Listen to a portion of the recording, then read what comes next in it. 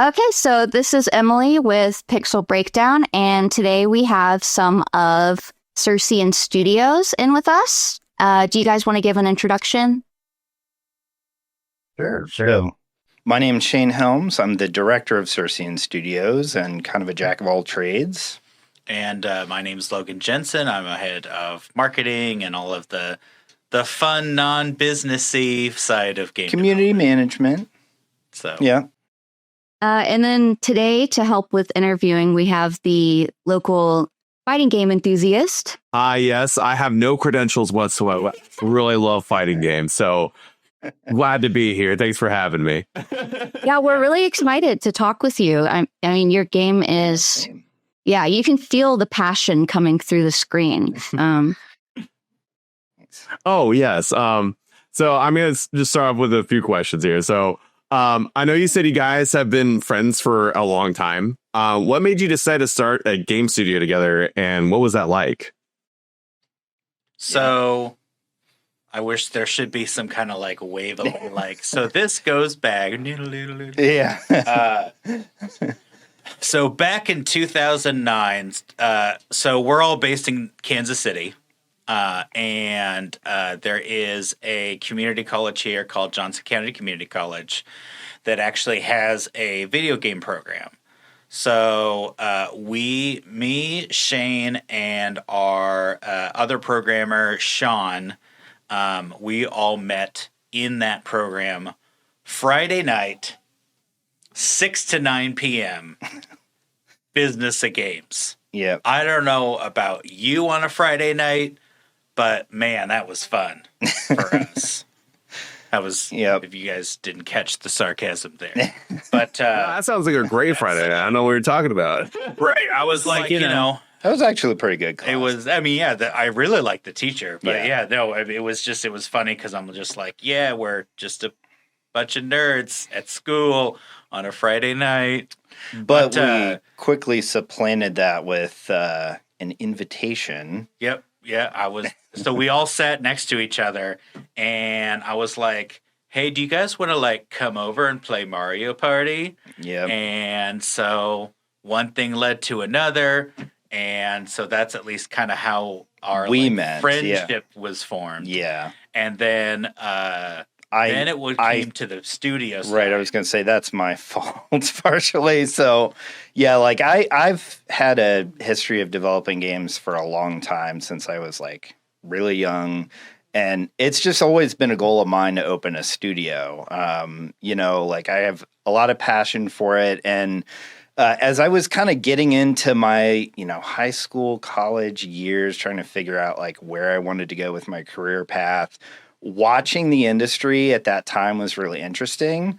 It kind of became very clear to me that there's a lot of people that are failing because they're making a lot of business-minded decisions, and a lot of people that tend to succeed when they embrace the creative side. And so I really wanted to build a studio that put that like front and center to our core values. And that is like one of our driving mantras is that the game should drive our business, but our business shouldn't drive our games. And so, we focus a lot on trying to create really cool, unique, I guess, kind of flashy games, and just put them out there for players to enjoy. So, yeah, I kind of pitched to these guys like, hey, how would you guys feel about like actually getting a studio off the ground? And we've been at it ever since.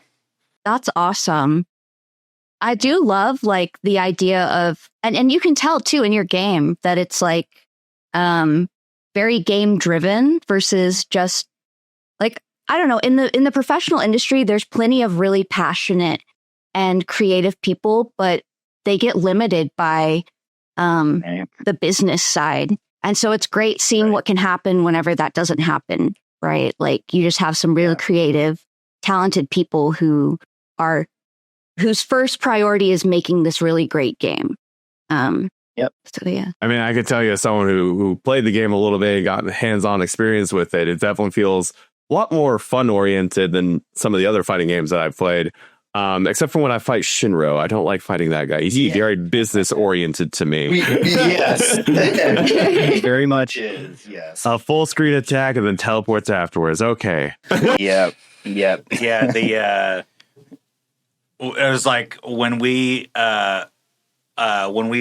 put our game out on Steam's Next Fest, that was one of the characters that wasn't playable, but it was part tease. of the story. Yeah. And it was a tease. And we had so many people of like, dude, I want to be that. I want to play this character. Yeah. He is very cool. But I hate playing against him. Yeah. We're still dialing in the balance a bit. I am curious though, like, why did you decide on fighting game versus any other genre? Yeah, so I mean, fighting games have always been like one of the genres we've really enjoyed. You know, we grew up with Street Fighter 2, Mortal Kombat 2, 3, Ultimate, like, yeah. See behind you. Yeah, and like, you know, that was one like genre we had in common. I remember when MK9 came out, we just played the heck out of that back in the day. But yeah, like we've just always enjoyed the genre. Also, just from a conceptual standpoint, like it seemed to align with the game concept. Like, okay, we want to make a game where each of the characters kind of represents an aspect of emotion. And so having them kind of in conflict in a fighting game scenario just kind of seems like a natural fit at the time. So naively, we probably also thought, oh, well, you know, it's probably going to be a little bit of a simpler game to start off with because it's 1v1, you know, you got a limited roster. So there's only so many art assets you need. And then, of course, we wanted to go down the route of doing almost like traditional style animation because I'm also a bit of an animation buff. We really like traditional animation. We've collected several like classic cells from a couple different anime and stuff. And I'm sure we'll probably talk a little bit about our production process later. But yeah, like things like that definitely added to the level of effort. But it's, you know, it's come along very well, I think. So. We have a lot of Gundam, and I have Initial D, like official cells, like on front of my desk. I have one from Princess Mononoke. It's like my prize cell. But you know, to kind of circle back to this question too, the other one is kind of what this game was originally. So originally, our game was designed for mobile. At that, when we were first creating this, it wasn't PC wasn't like a front, like what we were going to think of first. Right. So at that time, it was there's not a lot of mobile fighting games, and especially ones that kind of feel like a traditional tournament type fighter. Because at that time, there was a Street Fighter, there was a Mortal Kombat. I don't think there was a Skullgirls yet, but a lot of them were just kind of like primarily like tapping a bunch of times or like swiping. So it didn't really feel like it was kind of that true, like it didn't feel like a true experience on a mobile device. So that was the other kind of reason why we went the fighting game route. Yeah, there was a pretty big market opportunity. So that was like our initial design challenge. It's like, how can we make a, you know, 90s era fighter experience that actually feels good on mobile and that is not a mobile game. And so that was kind of the mantra. And obviously over time we've expanded to a lot of other platforms because we want to build a good community that enjoys the game, but we still like focus on keeping that experience like consistent no matter where you play. So yeah. Oh, that's awesome. We noticed actually in the videos that it was definitely it looked like a mobile screen, right? Yeah. It was like, oh, cool. Like, did not expect that at all. The first thing I noticed when I looked at the UI, I saw the left and right buttons at the bottom left. I was like, this is probably for phones. Yeah. So the mobile controls itself, like that took a lot to kind of get a lot of prototyping and dialing in, figure it out, because we're like the last thing I want to do on my phone is to just do this and like having tapping everywhere. So we've pretty much tried to make it to where everything is just down here, and there is So your fingers should never be blocking your view. Yeah. So it is available on mobile then. It is Yeah, on so cool. Google Play right now. We haven't undertaken the effort yet to bring it to iOS, but we are going to be looking into that in the future. So, yep. So you can be waiting at the doctor's office and Just pull out Yeah, your quick match. Thumbs down. You could hop into an online match with your buddy playing on his PC. Like, Oh, that's Oh, that's really cool. So crossplay was intentional from the beginning? yeah. Oh, interesting. Yeah.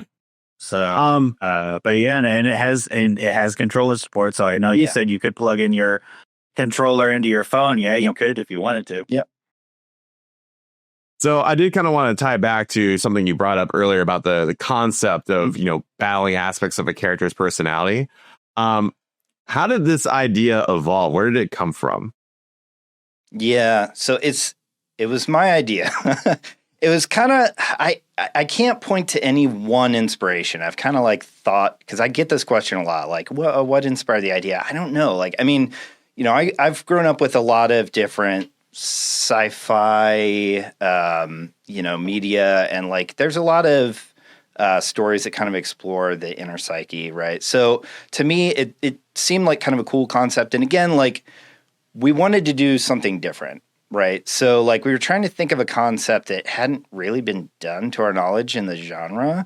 And also like the story in general, something that's just a little more human and emotionally driven, which is just completely not what you normally see in the fighting game space. And so, we put a lot of work into like trying to come up with a story concept that was just very different for the genre. And yeah, I mean, it's definitely evolved over time. I know like working with Jas and Logan to kind of hash out like the story, a lot of pieces of it kind of came together as we iterated on it. But yeah, it's turned out really good. We have a lot of art that was made just for the story mode. So I think players are definitely going to like having kind of a unique, robust story mode to explore, in addition to some of the traditional like online play and stuff. So That's awesome. And it does fit really well, because there's times where like I'll be in the middle of something and it's like, oh, Caddy Emily is coming to the front. And I'm like, no, fight Caddy Emily back.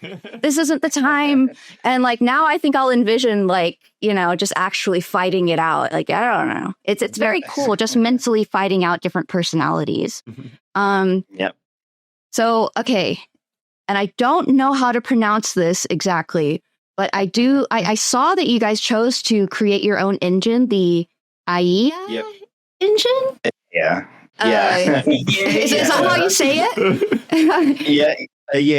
Yeah. So, and at least that's how we pronounce it. I believe it is technically pronounced a little differently. We have a couple of those things internally. We pronounce things one way, like characters. We have Shinrao technically not pronounced correctly, but I joke with people that bring it up. I'm like, that's Kind of like a bad translation, that's sort of just our angle for it. The names have stuck with us. So, but yeah, I guess a little bit of Greek mythology, right? Circean Studios is our studio name, and we picked that. We're all pretty big into Greek mythology.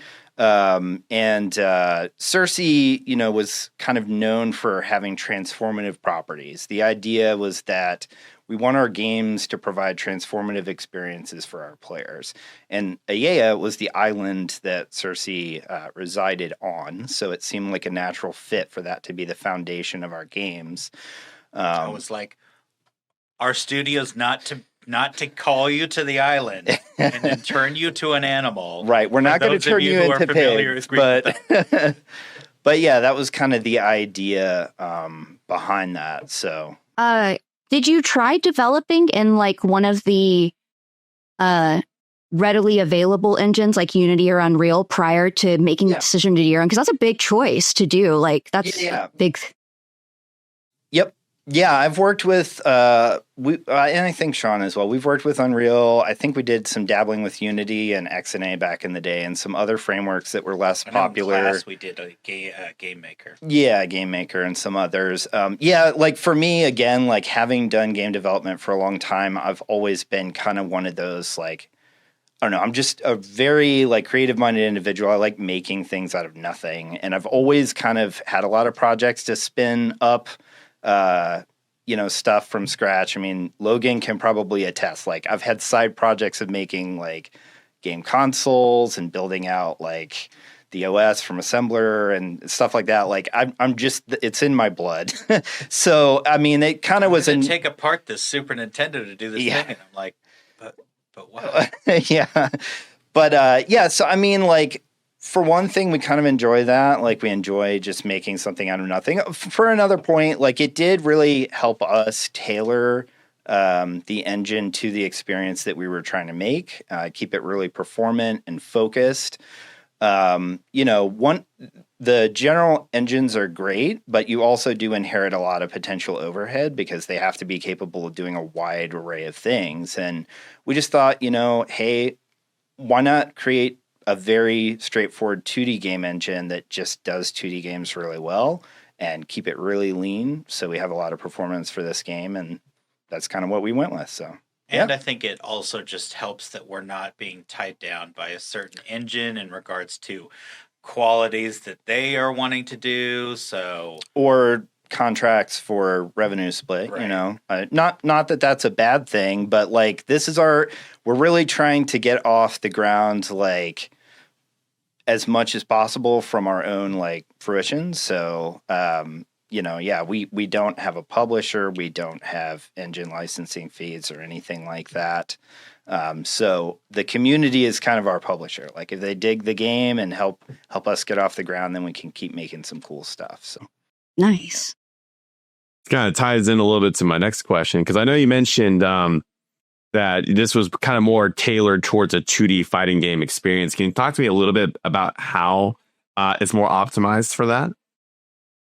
Yeah. So I kind of mentioned like we have a very lean system. Like the engine itself, not to get too technical, but it targets a lot of like really basic APIs and frameworks to do its work, which are just by today's standards extremely efficient. We also kind of did that just for broad support. Like again, when we first started this out, phones at the time, I mean, we're talking like the beginning of Android and stuff. They only supported certain standard interfaces. So like we kind of had to do that. Also, I guess one area we did a lot of development on too was like keeping the game very small, because we were shooting for a mobile experience. We had limitations on how big the game could be to be a full package. So like one of the technical hurdles we did is we developed our own proprietary graphics format that's integrated into the engine. It's actually beats out most optimized ping and JPEG for a lot of things. We on a side note about the engine, like we do have plans in the future to most likely release a version of our engine for other developers. Oh, Some cool. of those technologies will be included. So yeah, it's something we've talked about. And that's the thing is like for us, we enjoy like making the games, but also the technology. And like, so it's another way that we can help the indie community in that regard too. But also helpful for the players, because we've kind of just gotten used to getting these giant games now, like it takes up a lot of space. And obviously, like I still, we'll download them. My hard drive isn't just for Call of Duty and World of Warcraft. Yeah.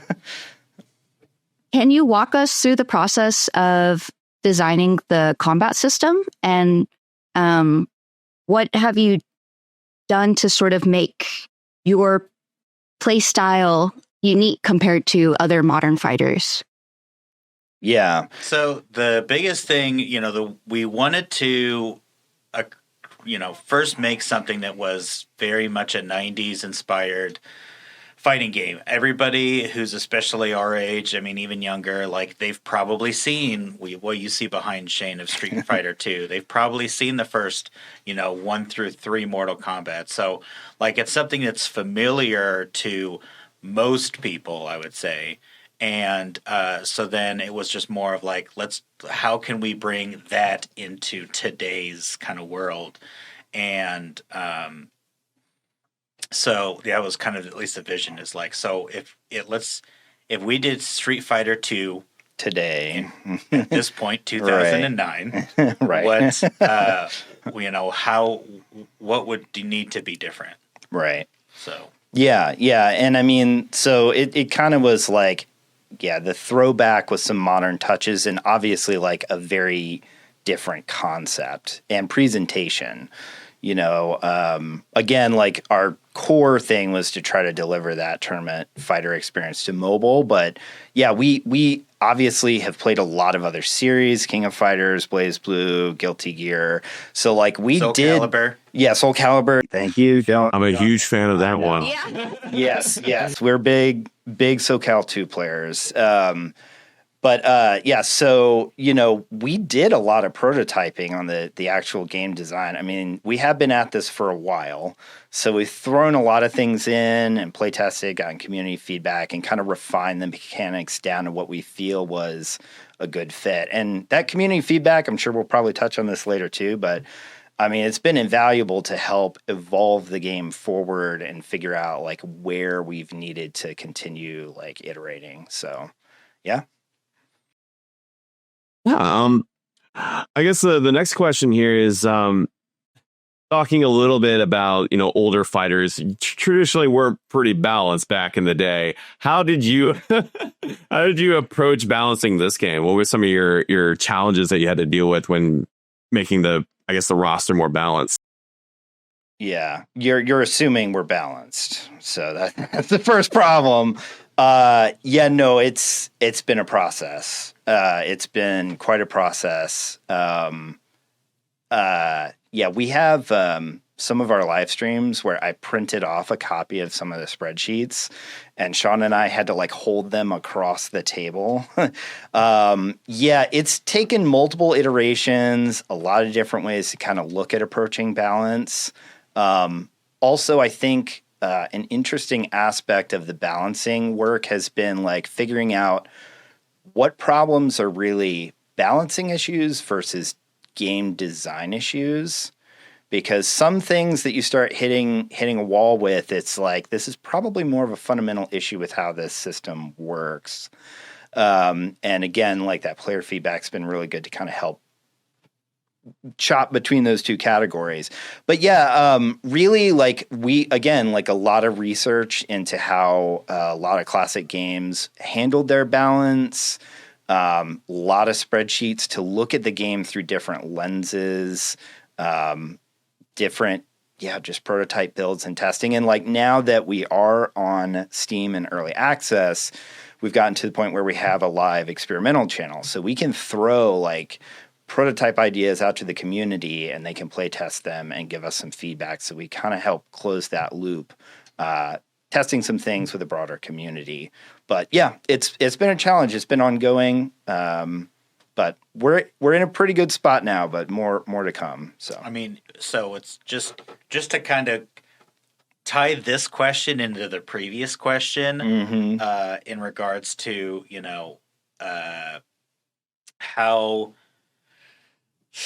how we started with this, with us being naive enough to think that this was going to be a very quick thing. Yes. If you recall, I said we started the studio, or at least the concepts, in 2009. I don't need to tell you what year it is now, but production on the game began toward the end of 2010. But but still, it was just one of those. Once you start creating, especially like a fighting game, there is quite a lot, especially when it comes to balancing, that maybe you just don't really think of. But like once you start playing, you're like, oh wow, I'm punching this person and half their health is gone. That doesn't seem like that should be the case. Yeah. So it's a lot of learning. Yeah. I trust you guys, like from talking with you, like I can tell that you do the research. Like it's not going to be just, let's just throw these mechanics together. But yeah, I mean, I commend you for doing fighting game, like as an indie, because it isn't easy. I mean, the fighting game community is a very strong and passionate one, right? So You might say they're very opinionated. Yes. Yeah. Yeah. What challenges did you face in developing the AI to be responsive and fair, but not too predictable? Yeah, this is a good topic. So, the AI, like most of the game, has gone through a couple different iterations. One of the things I'll start off by saying is that in doing our research, there is an interesting void of information on certain topics, and specifics about how fighting games historically have tackled AI is one of them. There's some general information out there, and people have kind of mapped out some basic things, but nobody's really done a deep technical documentation of like how they're designed, how they function. At least at the time we were researching. Maybe by today there's a little bit more, but you get some general information. Oh, they're typically just very basic state machines. If it's this character versus that, and they're doing this move, I'm going to do this thing. And so you map out a tree of stuff. So like one of our early approaches was a little more randomized. It was kind of based on probability of doing certain moves in certain general situations. And it was hand tailored. So like we would need to go in, we had this concept of a behavior matrix where you've got, maybe like general distance to the opponent on one axis and whether they're in the air and the ground on the other axis, and maybe some other dimensions for things you want to consider. And each one of those like combination of factors, you would list out these moves will be executed at this probability rate. So that was our initial approach, and we had that, and we tested it. And I remember we were at one of our conventions one year, and we hadn't really expected this was going to be the final version of the AI, but at the time we thought, all right, well, this is what we have. It should be pretty solid. I remember one of the guys, I could tell like he was playing the demo and he just wasn't looking like he was really feeling it. So I kind of went over to him. I'm like, so what do you think? And he's like, honestly, this is kind of crap. And I was like, okay. I'm like, well, what about it is like, okay, I want to know like what about it isn't like working for you. And so like we had a really good conversation where, he kind of demonstrated a lot of the gaps where the AI just wasn't cutting it. It's like this is just too randomized. It's not really intelligent in what it's choosing to do. And it's a lot of work for us to like maintain that behavioral matrix for each character and hand tailor that. So knowing that like that hand tailoring was kind of a lot of work to upkeep, and like we wanted something a little more educated, we went about basically redesigning it.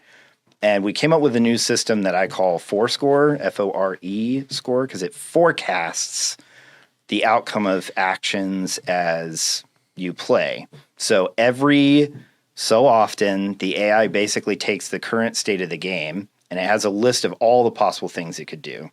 And it plays them out in the background and scores them on, I think, 14 or 15 different metrics right now, both offensive and defensive. There's a little more to it than that about strategy and focus. But anyway, ultimately, it gets a score for each option of what it could do. And then it decides if it wants to do something and picks one based on your difficulty, like how optimal of a move it should do. So it's just constantly evaluating this. It can respond to whatever play style you're doing. So that design has a lot of advantages. Cool, yeah, that design has a lot of advantages, right? Like we don't need to hand tune much with the AI. Like if we tweak game balance, it's just accounted for in how it iterates the results of its actions. We do have some metrics we tune for like how much weight it gives to certain things. Like what does it care about more doing right now? But yeah, and we talked earlier about like what makes the game stand out versus like other games, right? Like this is another example of something kind of innovative that I'm not really aware of other fighters taking this approach that we want to offer players to create a very unique experience. And since we shifted gears to that, like the AI has been, in our opinion, great. We're seeing the kind of playability we want. We still need to tune the difficulty curve down a little bit, but our goal was always like, we want to get the high end as difficult as possible so we can tone it down intelligently. And up until that point, we weren't quite getting the enough difficulty that we wanted. So we're kind of getting to that point now where it's pretty challenging on high. So yeah, That's cool though. You're spending a lot of time getting the tools right, but then hopefully it helps make things easier right down the road. I know. It's just so cool. I want to see all your notes. Like when you're talking, it just sounds so interesting. Yeah. Really though, like that's great. that part about the state machine where you're talking about like it reads your inputs is like, as someone who's played against old AI and old fighting games, I knew it. Yep. Shifting gears a little bit. And I just quick. For 1 second. So I don't know if you noticed, but my head's been down a lot because I'm having technical difficulties. Oh no! Because I'm hearing us from on my end because I got a phone call. Oh, it switched. You just need to rejoin the call. Stuff. You can pause real quick and you want to hop back in? Play processing. No, like I shouldn't leave or anything. It's just more of like I could hear Shayne in my headset, but delayed. Oh, sure. And it was more of like on my phone, I should mute the Circean one. That's the most disoriented whenever it's like slightly behind. Slightly delayed. Yeah. Which character was it that you were more drawn to? Oh, so as you know, I did play a little bit of the game, so I got to really play 3 of the characters, or at least lab a few of them. So I played a little bit of Kyoki. Really love her kind of like rush down, kind of I'm gonna go play around in the air and you can't touch me, haha. I love playing her. I love playing Hitan. I love the crow aspect where you have like a resource that you use, kind of like where he's like shouts. Yes, I love that. I thought that was a really cool mechanic. Cool. I played Isamu because the story requires you to. So I played Isamu, and he seemed more like a kind of like a footsies kind of type character where he plays around like the mid range a little bit. And then I tried a little bit of Shinro because he was kicking my butt. He's got some really cool stuff. It kind of reminds me of like almost like a funky. Yeah, it reminds me a little bit of like a teleport character, kind of like Dante or Virgil almost from like UMBC3. Yep. Some of the other characters, I didn't get much time with them, but I did try them out. I liked Yasu. Yasu's really I love like characters you can meme with while you're fighting, and just fighting with an Aurilla. Like he's just like, this is the perfect character for you. I was like, I'm gonna have nightmares over this character. It's gonna haunt me in my dreams.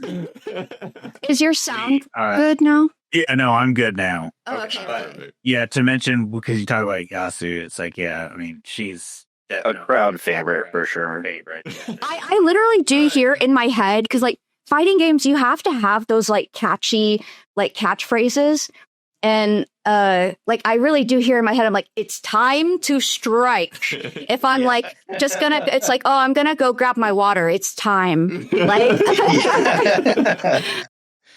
Nice. Is it one of the well, never mind. I know that this is gonna be asked later, so sure. We'll come back to it. But we good to okay, cool. So I did want to shift gears a little bit, talk about your art, because I absolutely love the art in the game. So hand-drawn animation is clearly the standout feature of the game.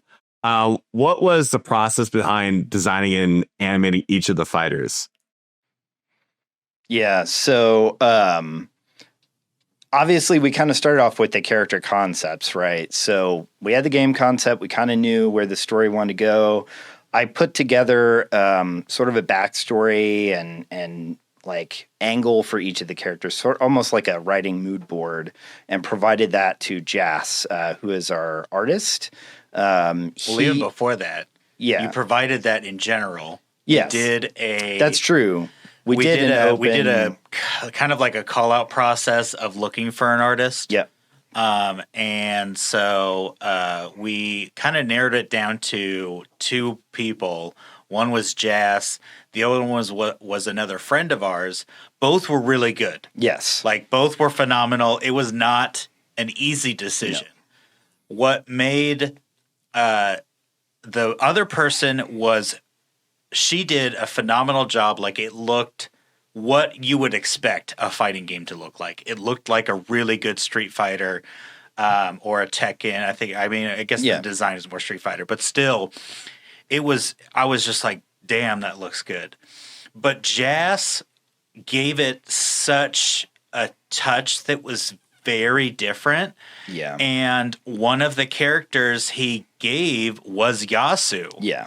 And so seeing this early concept drawing of Yasu, I'm just like... And Hitan. So and he did Yasu and Hitan's concept for the application. And just like, I don't see this as a fighting game. So this is the one I wanted. It was the same mindset that, yes, I was like, it's beautiful, but I'm like, I don't see this as it being a fighting game. And I'm like, I think this is the route we want to go. Yeah. And so that's at least how. Yeah, we were pretty unanimous because I think we all had that same thought. It was like, this is a little unconventional, and that's what we want to go with. So yeah. It's nice seeing some of the annoying, like, walls breaking down, Yeah. What are you going to say? Sorry. No, go ahead. Well, I was just going to talk a little bit more about the actual production process, right? So, once we did bring Jas on board, he had to finish doing the concepts for all the characters. And then we started off taking more of a traditional, like, rotoscope approach to the animation. So we shot live references for all the characters' moves in our basement. We set up a green screen, and we have some media we'll share with you guys that you can probably loop in here. Yes, please. Kind of goes through the whole process from recording to in-game. Albeit much younger us. Yes. But basically, we shot the moves in front of a green screen. And, like, at that time, we knew from a game design standpoint the general, like, fighting style we wanted for each character. But it wasn't like we didn't approach their game design from the perspective of really specifically trying to create, like, a very clean-cut archetype. It was like, this is their characterization. Their fighting style should sort of follow this. And let's come up with some cool moves that can do that. And obviously, over time, we had to kind of rein that in, refine it, and get a little more focus on that. But so we shot all those moves, chopped those up into paper frames that we delivered to Jas. He hand drew, just paper and pencil, all the line art and shading for the game. All of those frames were scanned, and we did digital hand coloring of all the frames. Wow. Cut them out, and then in our tool that we built for the game to build characters, we had to load them all up, do alignment, frame timings, add all the game metadata, play test it, push it in a game. So yeah, everything in the game, save for a few like UI elements, everything like stages, characters, story art, all of it was hand drawn and scans. So a lot of man hours, but like I think it's just got a very distinct look to the game that you don't. 100% worth it. Yeah. I mean, yeah. When we've gone to conventions, we have a huge backdrop of our game art, and that's usually that's at least what's nice is that's what brings people to the booth. Yeah. Because they're just like, oh, wow. No, it definitely stands out against not just even like fighting games, but games in general. It's a really beautiful sort of art. I wanted to comment. This isn't really a question. I love Baku's Journey. That's such a great stage. Is that the bird? That's the bird of Pakita because cool. his eyes is such a cool stage. Yeah, so we had an earlier version of that stage that was a side profile. And then like my retro game development mentality, like I love those old school like faux 3D, environments, your space harrier and stuff like that. So I was kind of like, what if we like flipped the perspective and did it where like we're moving through the environment? And yeah, everybody's been like, that's just so cool. I think there is a Street Fighter stage, and I'm gonna butcher the name because I'm terrible remembering like stage names, but there is a Street Fighter stage where you're on the back of a plane that's kind of similar, if I recall now, in one of the more recent games. So yeah. Pretty cool. I think I know which one you're talking about, but I also don't remember the name. Yeah. Somebody mentioned it in one of the conventions. I'm like, oh, that sounds familiar. And I looked it up. I'm like, oh, yeah. So I would say also, when I was looking up your game and I saw that there was a list of voice actors, that's not common for indie games typically. So that was a little surprising. So what was the process for matching a voice actor to a specific fighter like? And were there auditions, or did you have like certain people in mind from the start? Oh, yeah. There were some auditions. Yeah, there was. So this was, I think, in 2015, where we were like, we want to give our characters, some kind of voice. Yep. And it was posted on Reddit. Nice. That we were wanting auditions, and so it was just like, here's the character, here's kind of our idea of like what we think they sound like, but like other than that, it was just more of like, be creative in how you want to do this. We got 150 or 300. No, we got 350 some 350. applications. Yeah, we saw the posting on Reddit and like, oh, we got an email. Oh, that's cool. A few minutes later, oh, we got another email. There was a period of time where we kept getting like several emails every minute, like while they were rolling in. But so it took that was almost a 2-month project. Yeah. Of just listening to them all. Yeah, and like going through ranking which them. ones So we want. yeah, And the way we tackled it basically was we went through multiple rounds where all the studio members had the opportunity to kind of listen and rank their choices, and it was blind. Like, we did not know anything about the voice actors. We just had their recordings and what characters they were trying for. So we were trying to envision, does this sound like a good option for this character? And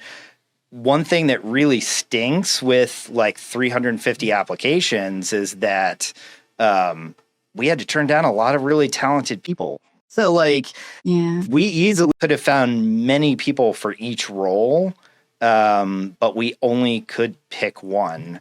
We basically went through and we had a couple different metrics by which we scored each person, and just had to go through multiple rounds of like everybody, secretly doing their scores, putting them together, figuring out how many we were going to advance to the next stage to whittle it down and down and down until we ended up with our final cast. And I did take a kind of a director nod Easter egg role as Shinrao.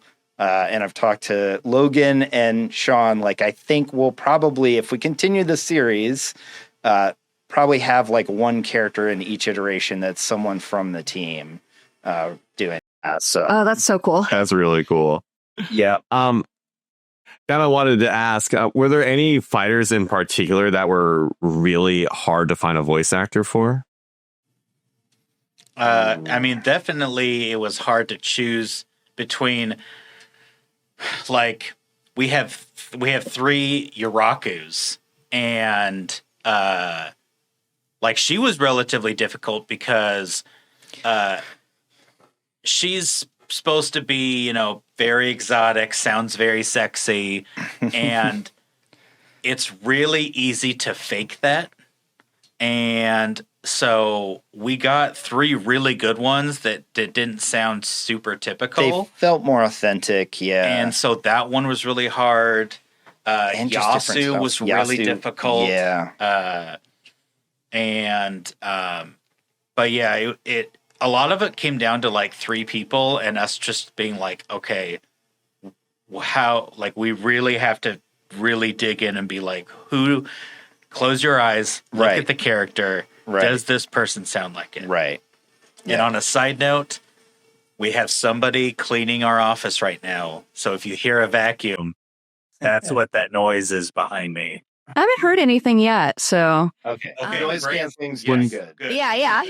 I do have a side question on that. Were there any characters where it was like you had an idea in mind of what you wanted, but then someone submitted something that it was like, oh, this is actually really great. It's not what we were originally expecting, but really cool.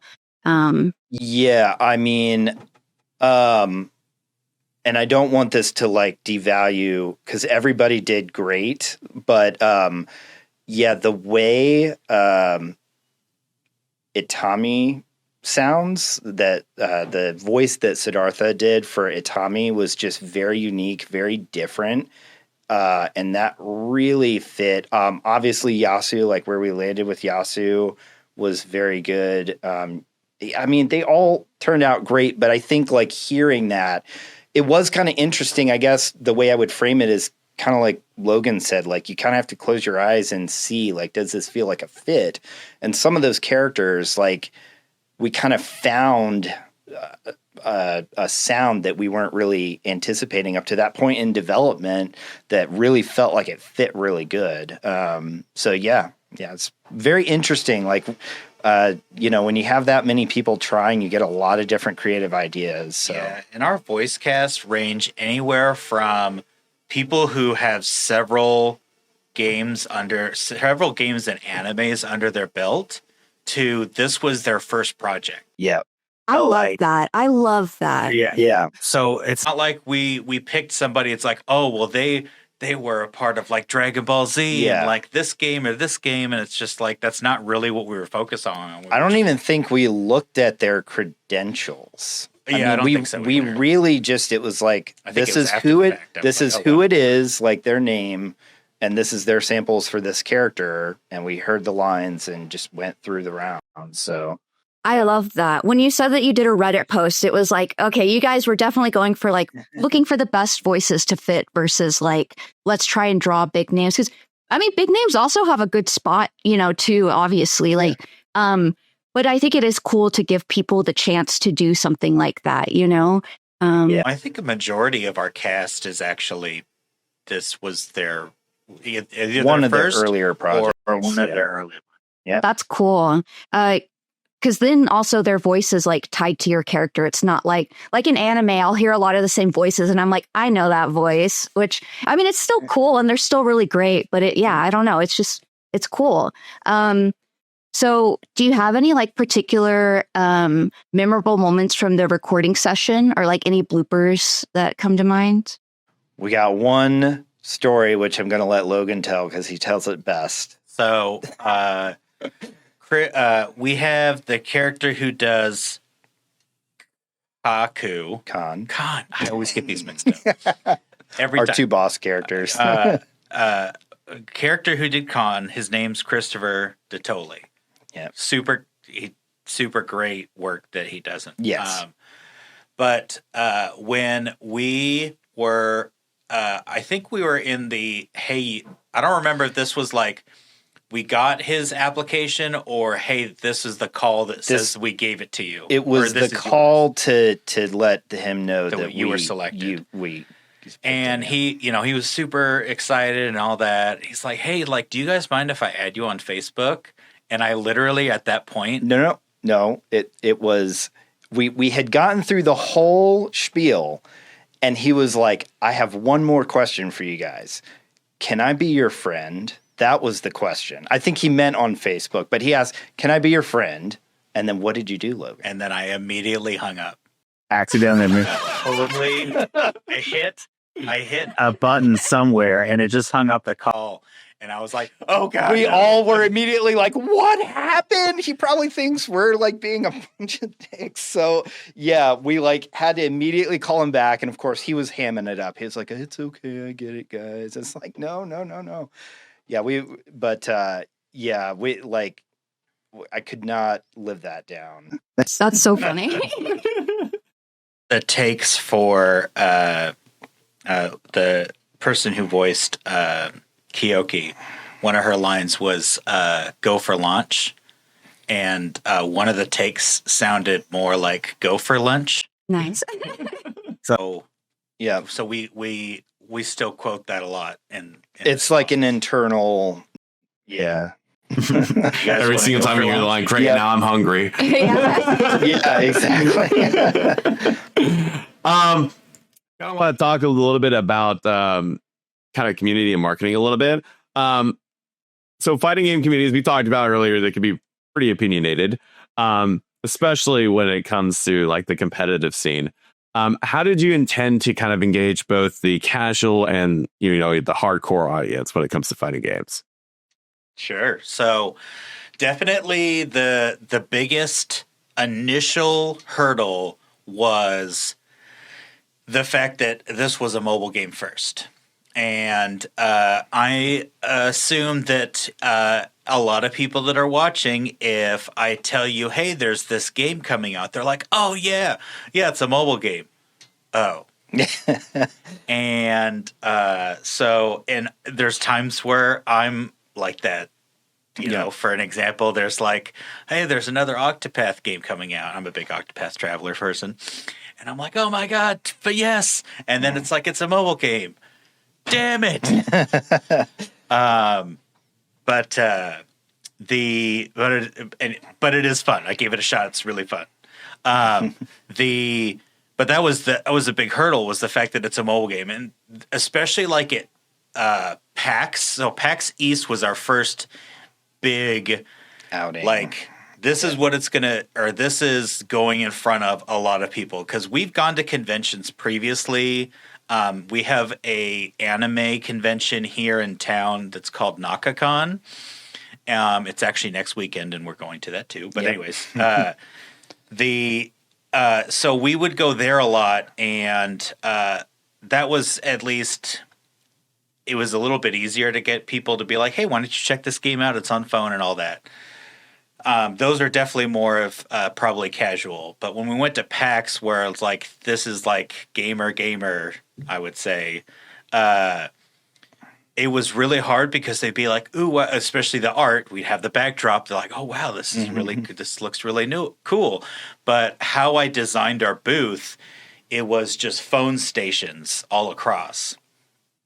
And I should give you some of our booths, because that's at least the thing I'm seeing. Yes, please. That sounds really cool. Yeah. And so they would just be like, oh, and I'm like, no. Just give it a shot. Like, I know it's a mobile game, but just give it a shot. And after people play it, they're like, oh, wow, this actually works. And part of that also goes into kind of getting our controller scheme down, because at that time when we went to PAX East, it was only phones and the touchscreen controls. So it was also trying to get people to get out of the mindset of other mobile games where you're just like, again, just tapping everywhere on the screen to try to. It's like, no, just leave your hands here. Your hands should not move at all.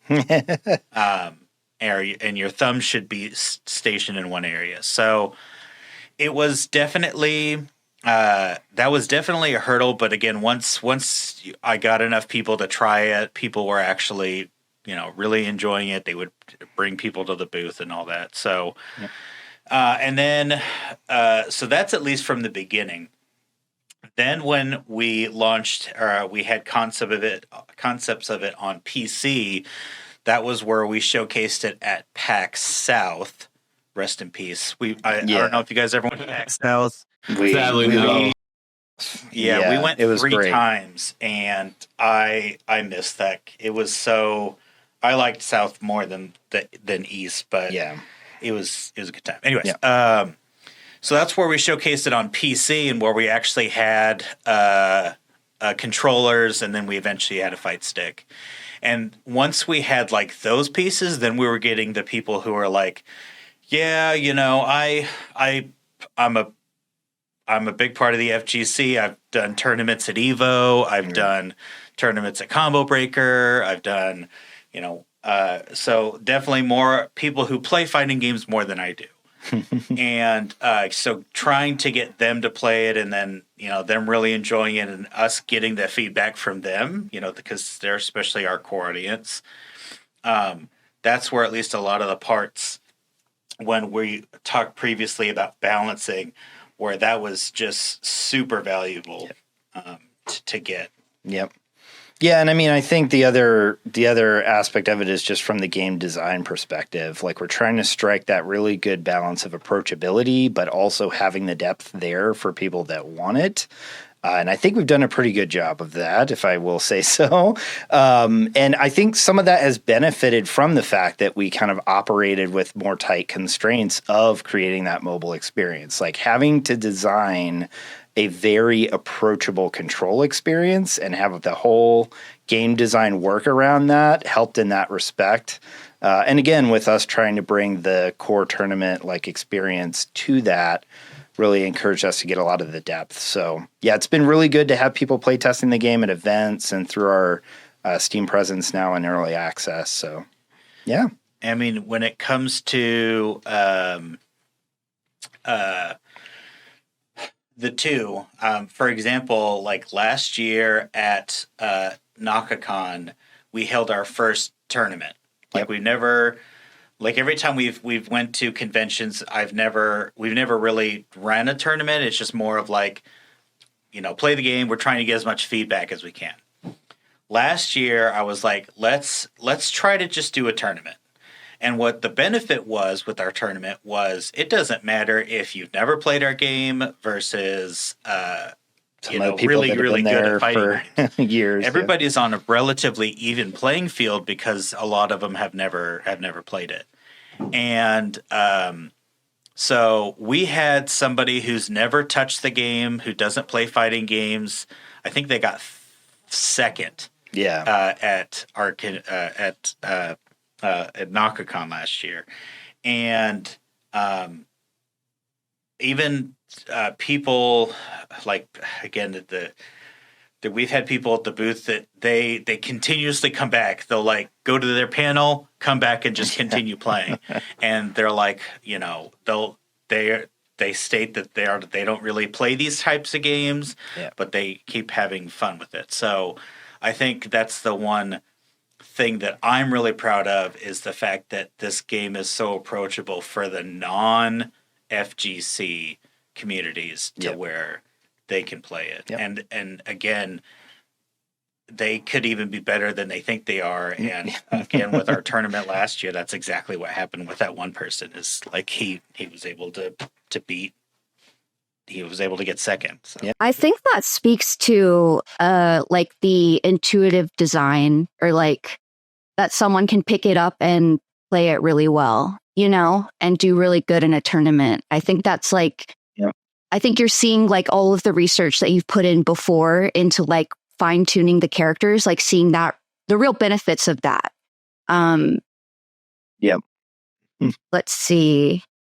Okay. Wait, which one did you just? Hold on.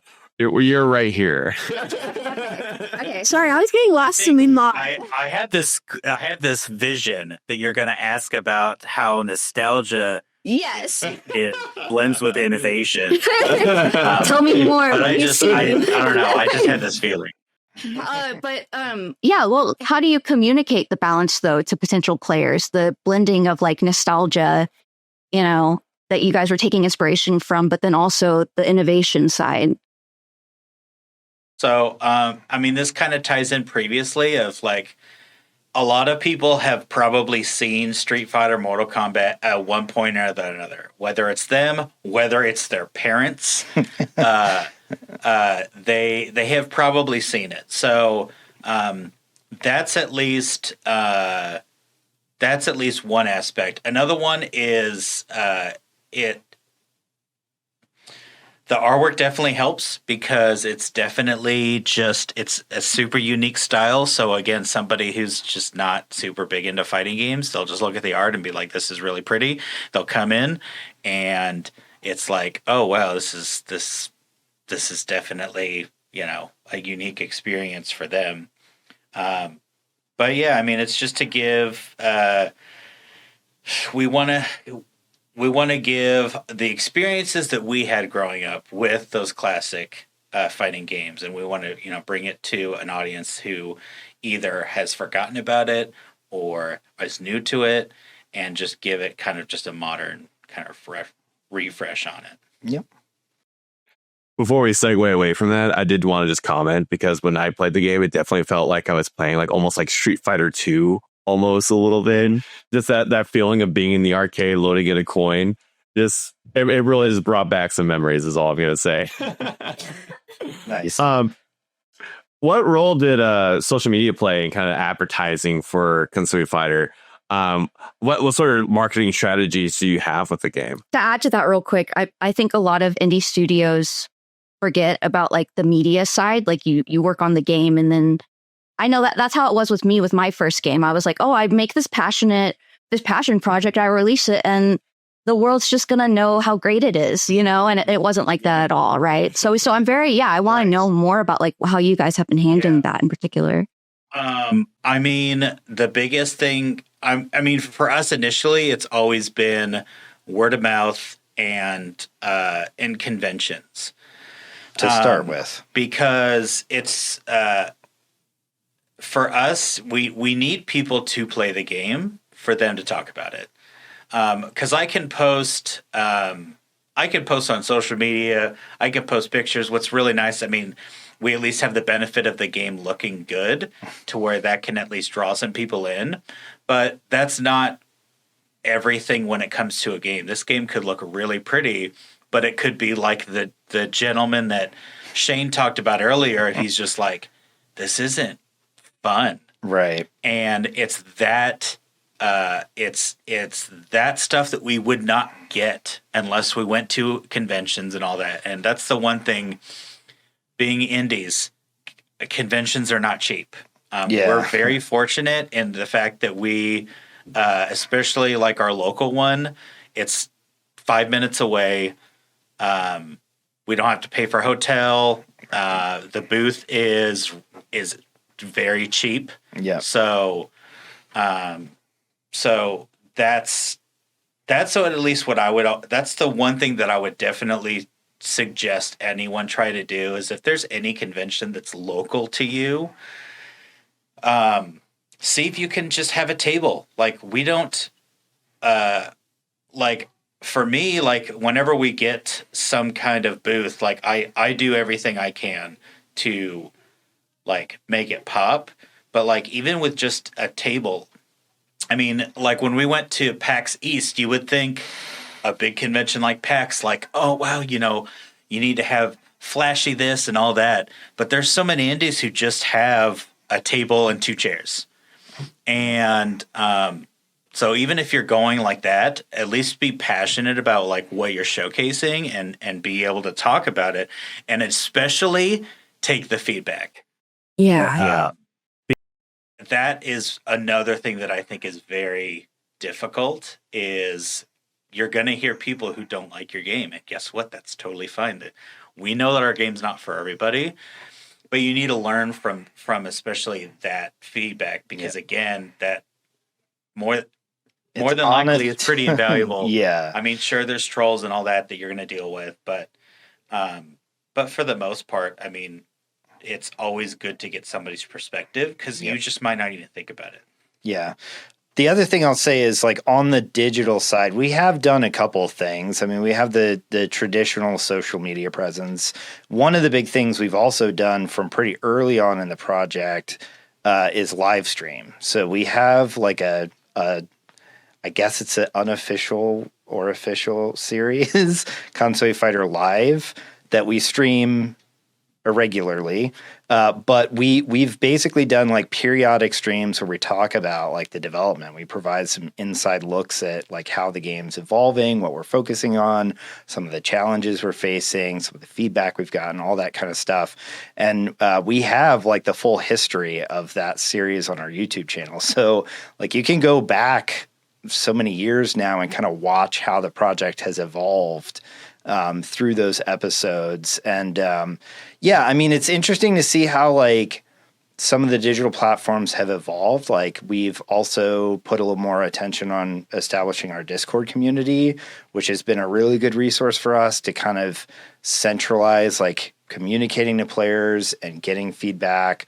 When we're often at events, we usually try to encourage people to sign up. Sometimes we'll even do like in-booth events for signing up and stuff like that. So, but yeah, and I agree. Like it's definitely hard. Like as an indie, you definitely want to put you want the game to be as good as it can be, so you have the best impression once you start getting attention. Because I think everybody worries that like if your game does blow up and it blows up with negative impressions, like that's going to kind of shoot you in the foot. And so I think it's kind of a natural tendency to do that. But yeah, we definitely have more engagement from actually like marketing the game we plan on doing as we get a little bit closer to release. And yeah, it's an ever evolving strategy. And especially in our take or in our example, I completely understand that it's probably really difficult, especially as a solo dev, because like for us, I'm that person. Right. There's I'll have multiple hats, but like that's primarily what I'm doing for Circean Studios. Right. And so I have at least the time to do that. When you're a solo or even a 2-person or 3, it can feel like that's something that should be a back burner because you're like, well, I need to focus on the music. I need to focus on the art. I need to focus on programming, whatever. Right. But you need to at least get something out so that people can start following. And especially, whether that's streaming a show like we do or streaming on Twitch has like a game development Twitch category. So you can get people to just sit in and watch you, even though it might not look fun. They are just like, here's a bunch of random letters on a screen, code or whatever. But so just for those of you who are definitely just they're not starting, definitely start. It doesn't need to be huge, elaborate. Right. You don't need to drop everything you're doing to start it. And you're gonna do bumps. You're gonna have bumps along the way. This is my first time doing it, and I've learned a lot. There's a lot of really good GDC talks on this topic too. Yep. So I know that we talked about GDC a little bit offline, but yeah, that's pretty much. I'll include links also to like your YouTube stuff and everything else. I know when I was doing my game, it was great because like I could blend doing art and programming, which are like my 2 main passions, right? And then it wasn't until the game was done where it was like, I was like, what's marketing? Like what? And then I made my first Instagram, and then I realized like a lot of devs will do like devlog stuff or post even like the creation as they're doing it, or like you guys are saying, like the videos. So it was like, I already feel like I'm 10 steps behind. I didn't even think of that stuff. But yeah, no, we'll definitely have links to everything that you guys have, because I got to catch some of them and they're very good. Nice. So were there any unexpected insights gained from player feedback during the market? Oh yeah. I mean, again, going back to the conventions piece, it's getting people who are super big into the genre that you're wanting to people who are not. It's really good to get that kind of feedback from people. And there's so much that our game has changed because of that. Yeah. And Shayne can talk about, especially when it comes to the AI, right? When it comes to balancing and stuff like that. Yeah, I mean, we talked about the AI, right? I mean, that was just like potent player feedback at an event. There's been several key mechanical things, just talking with people that were like, hey, this is a cool idea, like where you're going. Have you considered adding these things? I think some of our mechanics around like grappling and some more variation between our attack, like normal class attacks. So like some of these things were kind of consistent feedback we got from the community at events. I know like another challenging thing was net play because we rolled our own. And like rollback netcode is a little bit complex beast. Again, another area that like at least when we started getting underway, there wasn't a lot of concise documentation on how other platforms handled it. So like we went through many iterations of our netcode. I know we had, there were several times we were at PAX where we were like debuting it there so people could play with each other from phone to phone. And like I'd be up in a room like smashing bugs during the show while they're running a build that I'm trying to like fix some gaps so we can push it. And like, I mean, like we, but like we wouldn't have found some of those pain points without people like play testing it. And even now on Steam, like getting people to play test it, like, more globally. Like one of the cool, like recent achievements I think we had was that one of the groups that's kind of like followed us, that's pretty big into FGC scene. They have members around the globe. Like they were streaming, they ran a match when we had kind of freshly deployed our like, online features for Steam and kind of updated them for, Android, with someone from Canada to Germany, I think, running a match. And we were just like holding our breath and like it worked. And like having that work, like we knew we like had refined it really well. And so like, that's the thing is like again, we kind of touch on this, like it's hard to have like critical feedback or negative like results when you put it out there. But if you don't find those holes, you can't address them to make the better experience. So, it's just been really invaluable having the player engagement. And definitely speak to like why you do certain things. So, you being into fighting games, what was one thing that you could tell right off the bat that this game doesn't have? I was going to say probably matchmaking, or rather the online component. Well, on the demo that I played, right? That's what I was going to say. I should have worded it like that. I'm sorry. But yeah, I didn't get really an online component, but that was because I'm assuming playing not exactly I'm pretty much playing a demo is kind of what I got the impression of. Yeah. Right. So that was the main thing. But yeah, there wasn't. Logan was fishing for something else. Right. So it wasn't online related because I'm dumb. I'm sorry. I understand because we would need more people to play to actually get matchmaking. But when there is somebody, you can quickly join. But I'm just talking about when you're playing it. Is there anything that you realized off the bat? If you did, that's great. But if I was gonna say, as a lab monster, who plays more in the lab than I do actual other people, there seem to be some features missing in the practice mode. Again, I kind of attribute that just it's a demo. But the experimental channel. Exactly. But other than that, I mean, you had like a story mode, which I played through that. I noticed that you guys are going to have more content coming for that. I played through a little bit of the arcade, so you had that, which those are two staples in fighting games that I see a lot. Training mode with the tutorial. A good noodle would probably have played through that tutorial. I just kind of like going straight into the lab and figuring out things myself. But the tutorial did seem like it was good. The only thing I could really say is like more features in the lab, always something I appreciate. Yep. So what I was, what you were fishing for. What I was referring to, and maybe it's good that you didn't, because that means that you're. I think by today's standards, maybe it's not as but unusual. At conventions, it was every convention I've gone to showcasing this. It's always, why is there no crouching?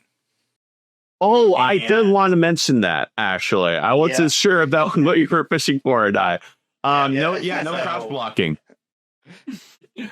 Yeah, there's no lows and there's no crouching. Right. And that's primarily just because of what the game was originally. It was. It's part of the design, like right. part of really getting the controls developed to be where we wanted for the game design for that mobile experience. We decided pretty early on we were not going to have highs and lows. And so we had to come up with some different ways to supplant that with neutral gameplay where we could. But yeah, that's the thing. Like we get that feedback at conventions and, it gives us an opportunity to kind of explain some of the design decisions to players and kind of pick their brain. Like we've had a couple, not the crouching, but we've had a couple other mechanics that we've like talked with people and they're kind of like, yeah, that's a good point. Like, I don't know how you would really handle this differently given like the setup of the system. Or sometimes they have some good ideas for us to experiment with and try out. So, from the mobile side, it's like we needed to implement basically 8 buttons, but with only 4 buttons, or like 8 ways to interact with 4 buttons. Yeah. And so that's at least. And so if we had a crouch, then that would add one more button that we just didn't want to put on the screen. And a lack of precision to it. So, yeah. I mean, as someone who plays a lot of 2D fighters, to me, just that design choice just means that the game's kind of more focused on like cross-ups and footsies as a result and making sure you land your throws. Yeah, I think it just makes the fighting a little more interesting. Or interesting in a way that there's one component that it, is normally there kind of gone. No, exactly. Yeah. And then at least what you mentioned earlier, like, well, I didn't really do the tutorial and I kind of just went in there. I mean, that's good too, because that means that the game is at least intuitive enough to where I can pick it up and then figure it out. No, exactly. Those people who can't figure it out, or they're just really new to this, or they just want some ideas of how this character is supposed to play, then we have those kind of guided tutorials. Yep. And then, we'll have more of like a much more robust training mode that we're still currently working on. It's live in our experimental channel. So all your traditional like training features are in that branch and we're getting ready to push them live in the next week. So did you want to see what the character looks like behind graph paper? Yeah. Yeah. Yeah. You can turn on all the frame data and everything. So. I love that. I love being able to see the hurt boxes, hit boxes, everything. Yep. So yeah. All right. Actually, this kind of feeds a little bit into the next question. Does Circean Studios have any plans to kind of come to any like fighting game tournaments or push into the esports scene at all? Or combo breakers. Right, combo breaker, perhaps. Yeah. So we are. So we haven't announced this like in our channels yet. It's not. I wouldn't necessarily say it's not a secret because I've been waiting till after the convention that we're doing this weekend because that's where I've been focusing more on. But yeah, we're going to be going to Combo Breaker, so that's going to be our first like FGC specific event. Yeah. Unfortunately, we can't have like a main stage presence or anything like that, but like we're going to hold a tournament in our booth and we'll have prizes. We have a custom fight stick as a prize. Oh, nice. All right, I'm training. Yeah. He's going. Yeah. I'm planning on going too, but we'll definitely have to. I'll have to find your booth. It's one of the newer like Leverless. stickless ones, and so we're going to be doing our custom art for this. So it's just not on here yet, but all of the controls light up to the correct kind of like color scheme that we use for the game. So like your punches are this color, your kicks are this color, and that's just kind of how we always done it. So last year we did a fighting stick, a traditional fighting stick with our own custom artwork. And You had me at custom artwork. Yeah. Your art is so rad. It would be, if we can, absolutely, we would love to see this more on stages and all that. So, I mean, is it a goal? Sure. I would absolutely love it, but yeah, we keep our eyes open for opportunities. So, Yep. You're still in the early stages. So, Right. Yeah. We know how important tournaments are for the FGC community. So, like, we have plans post launch of doing like a tournament builder in game. Yeah, we're planning on putting together some tools for like running tournament events or just doing like online tournament play and stuff like that. So, yep. Do you want me to cut out the combo breaker talk, or No, you said you haven't? Did I posted it? Yeah. You heard it here, folks. Yeah. No, that's great though, because by the time this is live, it will be. Okay, yeah. True. I'll say like the FGC, just it sounds like you guys are doing all the right things. They like feeling supported, right? And like you're taking feedback. I don't see what more people could want, right? Like I think this is like a recipe for success. I really do. Like I think you guys are handling everything just like perfect. Yeah. Are you planning to continue Konsui Fighter as a flagship, or are there like plans to venture somewhere else? Yeah, so we definitely don't want to just be viewed as a fighting game studio, but we do really enjoy the Konsui Fighter series. So I have concepts for other games in other genres, or maybe less defined genres, that we'll be looking at following this game.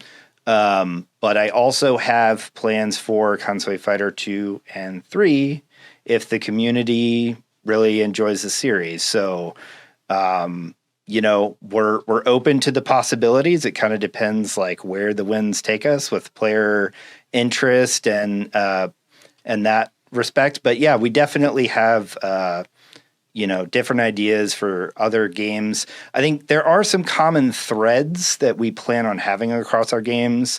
The art style that we have, being very visually distinct, is something we kind of hope to make a standard.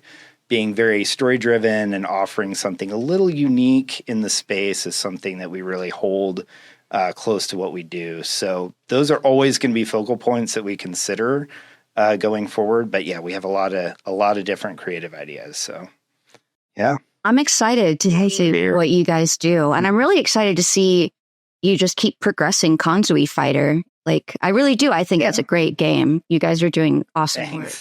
Yeah. I did want to ask, because I was curious. I didn't get a chance earlier, because I know you mentioned like you had some like FGC, I think maybe pros come up and try your game. Is there any notable names that you know that have tried your game?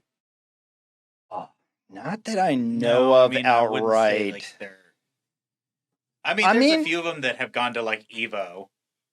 Yeah, not yet. I mean, and it's a right. It's a double-edged sword, because it's like one of those things where it's like it would be really cool for them to do it, but then my indie developer brain is like, well, let's just like wait until I can get these other 5 revisions mechanics in place first. Right. Just because I know they're going to be like, it's a little clunky there. So it's like it's that never-ending battle. But yeah, like I'm really going to be curious to see like where the game goes as the community grows.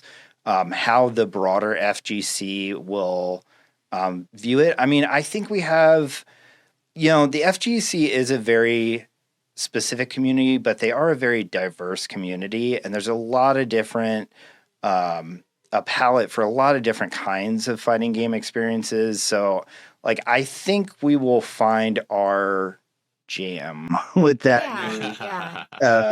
I have little doubt in my mind that we'll have a Konsui Fighter crew that digs the game. So I believe in that too. I believe that too. Yeah.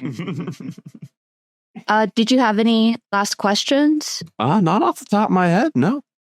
Thanks for coming. Well, yeah, y'all. Yeah, thanks for having us. It's been great. Yeah. No, I really appreciate it. And yeah, we'll find you at Combo Breaker. I'll bring a pineapple pizza. Yeah. Awesome. We talked about we talked about pineapples because I was like, if she didn't like pineapples, we wouldn't be doing this. Or pineapple on pizza, we would. Right. I passed the test. That was the line where I'm like, Okay, yep, this is going to be really weird because it's either going to be that question or what's your top 5 Disney movies?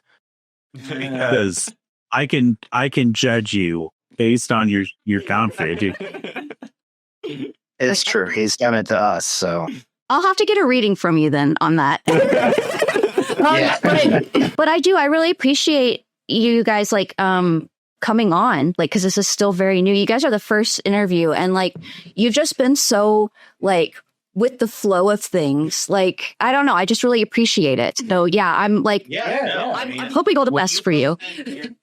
And when you posted on Reddit, I was just like, this sounds really cool, and I'd love to be. Yeah, we'd love to be a part of it, and you've been great. Yeah, I know that this will definitely. This has everything to be a super successful YouTube channel. So I appreciate that. We're hoping the best. Yeah, anything we can do to help. Like, I'm sure we'll share the show with our groups and socials and stuff. So yeah, deeply appreciated. Yeah. So I look forward to talking with y'all again, and yeah, definitely keep an eye on. Yeah, hopefully this isn't our only interview. So yeah. Okay. So outside of the interview, unless there's any outros that you're wanting. No, I think they should have smashed us. Oh my god! Right. I know, but you were like, if there's anything specific, because now I'm going to start picking on your background. And I'm looking. Oh, here we go. Here, let me. I'll get out of the frame. So, Shame right here. Shelf. It's there's nothing wrong with the shelf. shelf. I was just more of like, I see the magic cards. Okay. Yes, yeah. So is this your room, Emily, or like yes, this is mine. This is basically me as a person summed up on a shelf. Nice. Okay, so you like Futurama. I love Futurama. Yeah. So that's dope. Attack on Titan. And Attack on Titan's a number one. Come on, Logan. You know it. You know. Or someone who's rolled metal. Just so we're clear, even though I've been to the same anime convention for the past like 10 years. I'm not a super big anime person, and like you just haven't seen the right one to draw you in. Right. Well, Initial D is the only one that the two that I have seen multiple times. Initial D, because I'm a big car guy. I haven't seen that yet. I mean, I watched Redline. So no, and I haven't seen that, and I've watched the first few episodes of MF Ghost, which is done. Yeah, it's basically done by the same person that did Initial D. Ah, okay, I'll have to check both of those out. I went to Anime Expo 2 years ago. Okay, first off, holy fuck, that was a lot of people. Like, I don't get superly sensitive to like being in a tight space, or I don't get claustrophobic. Being around people's fine. I don't know if you guys can if you've told from talking to me, I'm totally cool with people. Like, I'm very extroverted. All that. Yeah. That got to, there was so many people that I'm like, even now You were getting on. Even you were. but I was also there more for my fiance, and Sean was there. That's cool that you'll go for that, though, for your fiance. yeah. Yeah, because some people still won't, even with the love their life She's doing. the big anime person, and I'm just like, well, you do you, sweetie. Yep. Invite you to watch like animes with her, or is she just like, oh no, it's just my hobby? Yeah, no, she keeps trying to suck him she'll in. be like, she got me to watch some of Attack on Titan, and I think I watched the first season. I watched the first season. Same thing with okay, sorry, let me backtrack. So Initial D is the one that I've seen multiple times, and then another one called Darker Than Black. Oh, I like that one actually. I watched that one Two 2 or 3 times, but that's it. That's where I draw the line. But yeah, no, I mean, like her and I do. She's really big into horror. I love horror. And You see, I don't. I'm a bitch when it comes to that. So she's like, "Hey, we're gonna watch a scary movie," and I'm like, "I'm going down in the basement." yeah. I just wanted to hop on real quick. For the first interview, I was a little nervous. Did not have an ending or wrap up like pre-planned.